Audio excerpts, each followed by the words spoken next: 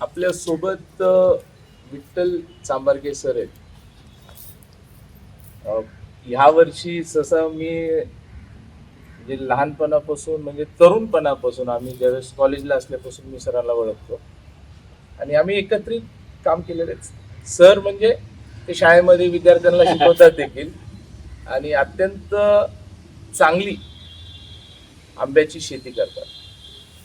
शेती करणं एक विषय वेगळा असतो, पण शेतीमध्ये रिसर्च करणं किंवा त्याच्यामध्ये अभ्यास करणं.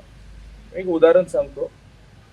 आता हा जो आंबा आपल्याला जो समोर दिसतोय ही कधी तर जुन्या काळातली व्हरायटी. आज आपल्या सर्वांना माहिती आहे केशर, हापूस अशी माहिती आहे, पण पूर्वीच्या काळामधले जे काही व्हरायटी होते, जे काही जाती म्हणायचो आपण आंब्यांच्या, ते आता जवळपास संपत आले.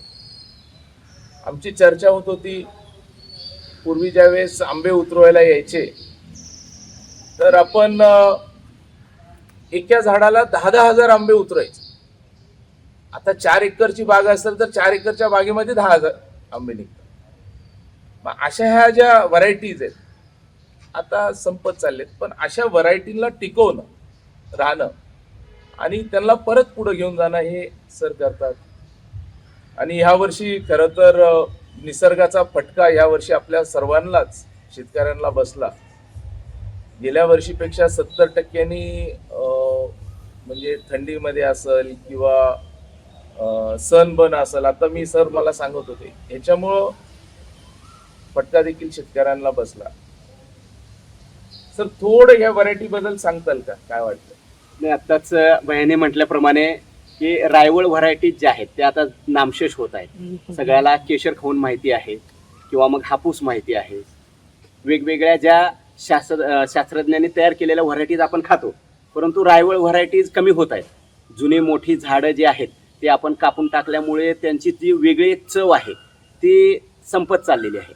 मग मी असा विचार केला की आपल्या परिसरामधल्या किंवा ज्या ठिकाणी आपल्याला रायवळ एखादी चांगली व्हरायटी मिळेल त्या व्हरायटीची जर चव चांगली असेल तर ती आपण आपल्या बागेमध्ये तिचे कलम लावून ती वाढवावी, यासाठी माझे प्रयत्न चालू आहेत. तसे एक 2 ते 3 व्हरायटीज आपण निवडलेले आहेत. 2 व्हरायटीचं प्लांटेशन सुद्धा मी 4-4 झाड माझ्या बागेत केलेले आहेत. आणि ही एक व्हरायटी जी आहे आमच्या पाहुण्याच्या शेतामध्ये मला अतिशय जुनं झाड दिसून आलं आणि त्याला हे काही आंबे लागलेले आहेत. मग ह्या आंब्याची चव घेतल्यानंतर मला अतिशय छान असा आंबा वाटला, चव वाटली, अरोमा आहे. एक गावरांची जी सुगंध येतो तसा या आंब्याला आहे. आणि मग म्हटलं की याची चव आपण भैयासाहेबांना द्यावी आणि भैयासाहेबांच्याच सल्ल्याने याचं नामकरण सुद्धा करावं असं एक आमची चर्चा आहे, जर भैयांना तो आवडला असेल तर.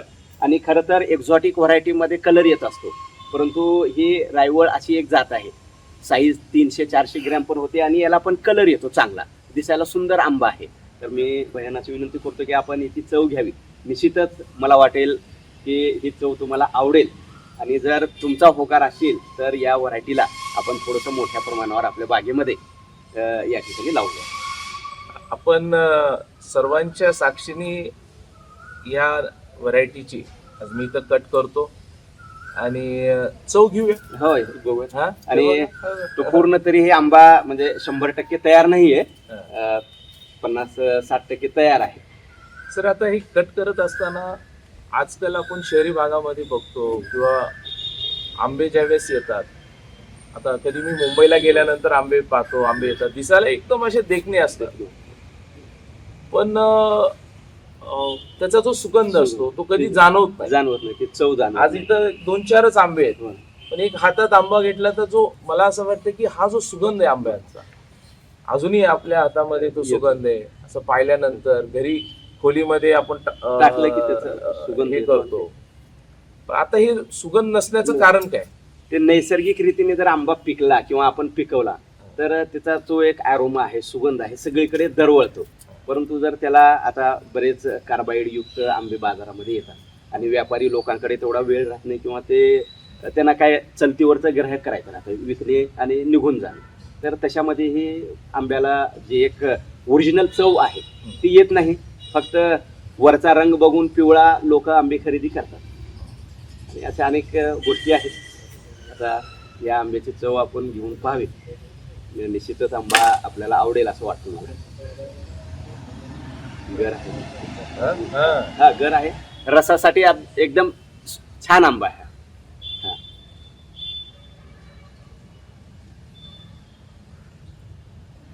तुम्ही घ्या ते तसंच घ्या. नाही मी काय करतो, तुम्ही घ्या. हा तसंच तसं.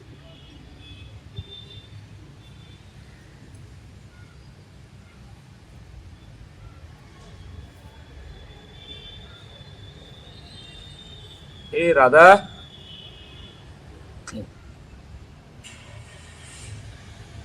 ते कापत असताना सुद्धा आणि याच्यामध्ये हा, खूप आज- रस आहे. आता गोडवा मी आहे. हे करतोय तर जो रस म्हणतात हम्म. तो रस आपल्याला एकदम समोर दिसतोय आणि त्याचा जो सुगंध आहे तो सुगंध एवढा आहे की आता मी असं त्याला थांबू शकत नाही असं मला वाटतं. तर नाही, आपण- मी एक सरांना देखील देतो, ओके. म्हणजे त्यांनी देखील चव करावं. आणि आमची ए राधा ये इकडं, या नानू घे बरं तिला आता.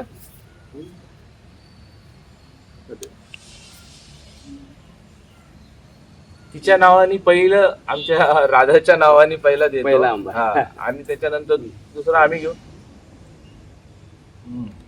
एक एक नंबर. एक नंबर म्हणजे एक वेगळी चव, जरा आंबट गोड जे आहे. आणि- आंबा खाल्लेली जर एक वेगळी फील. म्हणजे जर पाहायला गेलं आपण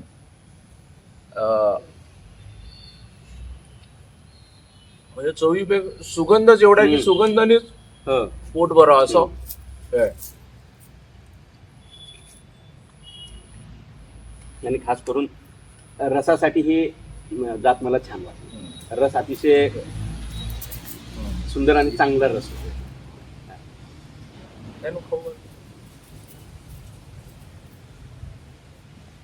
आपल्या बागेमध्ये आणखी आपण काही बाहेरचे एक्झॉटिक व्हरायटीज पण लावलेले आहेत. त्याच्यामध्ये आता टॉमी ॲटकिन्स नावाची एक व्हरायटी आहे. ते पण शुगर पेशंटसाठी थोडंसं त्याचं TSS कमी असतं, असं ती एक व्हरायटी लावलेली आहे. नंतर काही जे की विद्यापीठाने डेव्हलप केलेल्या काही व्हरायटी आहेत. जवळपास 25 प्रकारचे व्हरायटीज, एक 25 झाडं आपल्या बागेमध्ये आपण लावलेले आहे.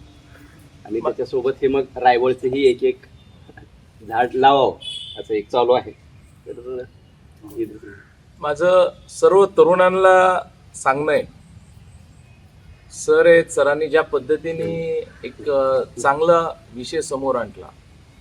आणि बऱ्याचदा म्हणतात की मराठवाड्यामध्ये आज खरंच चवीला जर पाहिलं, मराठवाड्यातला केशर हा ज्यावेळेस आपल्या देशामध्ये स्पर्धा होती, त्या स्पर्धेमध्ये अनेक वर्ष क्रमांक 1 हा आपल्या मराठवाड्यातल्या केशर, आणि त्यातल्या त्यात लातूरनी हा क्रमांक पटकवलेला आहे. आणि त्याच्या मागचं कारण म्हणजे असे जे तरुण आहेत ते पुढाकार घेऊन वेगवेगळे व्हरायटीला एकत्रित करणे, जुन्या ज्या व्हरायटी आज आपल्याला दिसत नाहीत, माहीत नाहीत, अशा व्हरायटीला परत टिकून ठेवणे, अशी व्हरायटी परत उभा करणे. तर सर्वांना विनंती असेल, निश्चितपणे आपल्या सर्वांना या आंब्याची चव घ्यायची तर इच्छा झाली असेल, पण त्याच्या मागचं आज जो सुगंध असेल, त्याच्या मागचा गोडवा असेल, त्या गोडव्यामागं आमच्या सरांची मेहनत आहे. आणि ती मेहनत मी जवळून पाहतो. त्यांच्या बागात तुम्ही जाऊ शकतात. विठ्ठल चांबारगे म्हणून त्यांचं नाव आहे, आमच्या निलंग्यातलेच आहेत. आपण भेट द्या. ते म्हणतात ना बऱ्याचदा, पाहिल्याशिवाय काही गोष्टी लक्षात येत नाही. आपण पाहायला पाहिजे, त्यांना भेटायला पाहिजे. आणि आवड आहे या गोष्टी करायची. मला व्यक्तिशत आवड आहे. जसा वेळ मिळेल तसं मी सरांशी बोलत असतो, काय काय नाही. तर सर्वांनी ह्या माध्यमातून जोडले गेले, त्यासाठी सगळ्यांचे आभार. पण तुम्हा सर्वांना सोडून हा आंबा आपल्या समोर मी केला, सरांचा आग्रह होता. सर अत्यंत चांगला हो, धन्यवाद. अत्यंत चांगला आहे. त्याचं नामकरण आपल्याला करायचं आहे. आता सर माझ्याकडे खरं तर हा आंबा घेऊन कशासाठी आले होते, ह्याचं नामकरण करायचं. ह्याला आपल्याला एखादं नाव या व्हरायटीला द्यायचंय. फार आता ही व्हरायटी आता संपत चालली, आणि त्यांनी मी हे करून एकत्रित अशा जुन्या व्हरायटींचा हा एक आंबा आहे. आपल्याला काय नाव सुचवत असेल, माझं सर्वांना म्हणणं आहे की ज्यांनी ज्यांनी पाहत असतील, आपल्याला एखादं नाव सुचत असेल की काय वाटतं, आपण ते नाव आम्हाला कमेंटमध्ये टाका.